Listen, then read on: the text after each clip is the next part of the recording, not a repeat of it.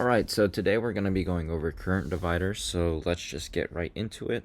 So a current divider is when resistors are in parallel, then the current is divided by the branch. So right here and right here, we have I1 going down this way and I2 going down this way.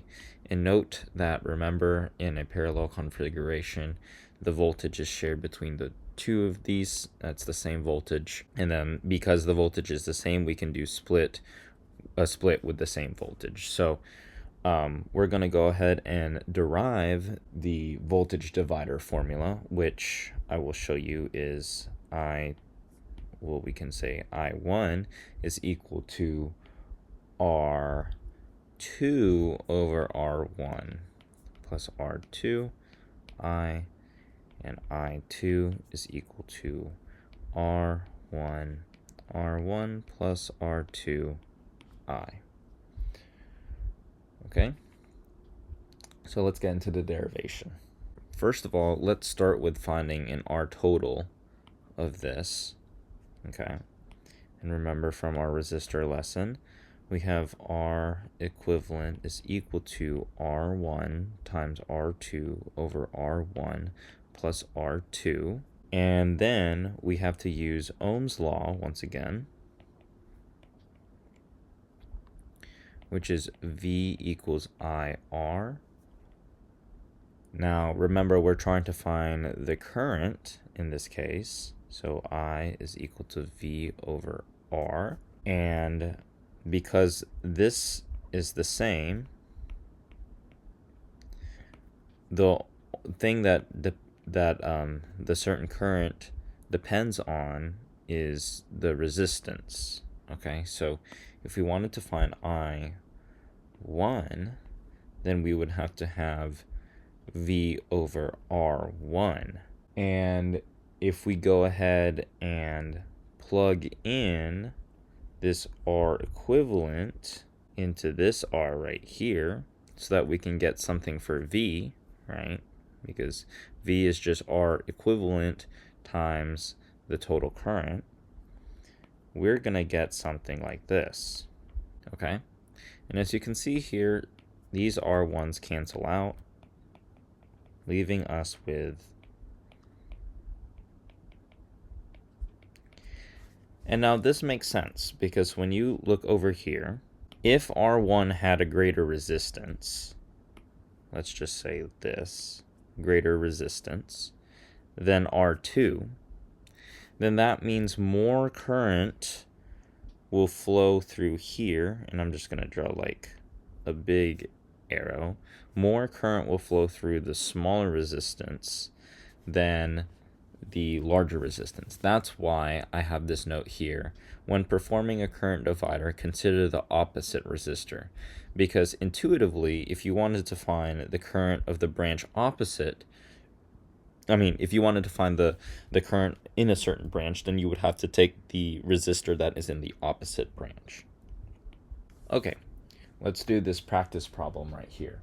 So we have this circuit. We have 13 amps going in, and we have a node right here.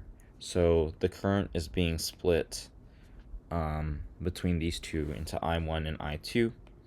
Our goal is to calculate I1 and I2. So this is a super easy one. All we have to do is just plug and chug. You can do this all in your head.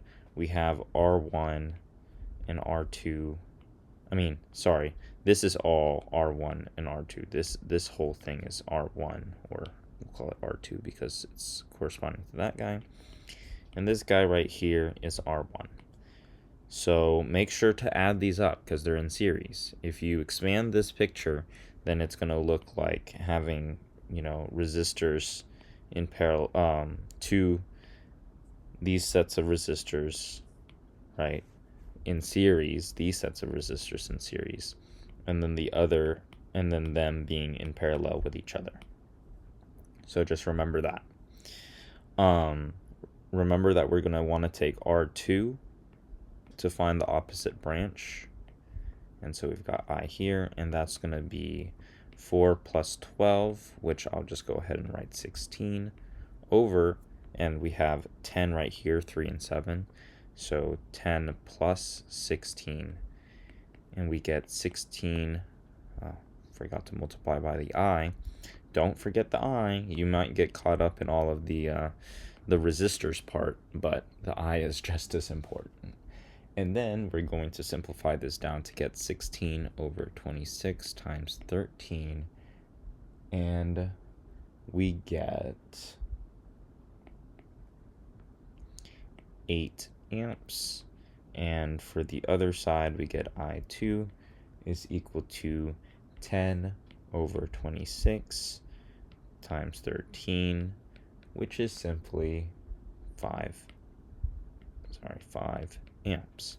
And this makes sense because when you come back down here, we have one node being 8 amps, and one node down here being 5 amps. And combining them together gives you 13 amps, which is what we expected right here.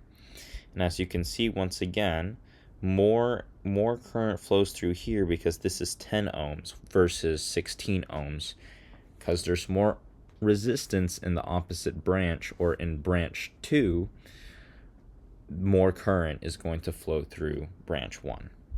So that's it for current dividers. In the next video, we're going to be talking about our first real huge universal tool. Yes, we have Ohm's law. Yes, we have KVL and KCL and current dividers and etc. But this one is going to be, these are going to be the big boys. All right, see ya.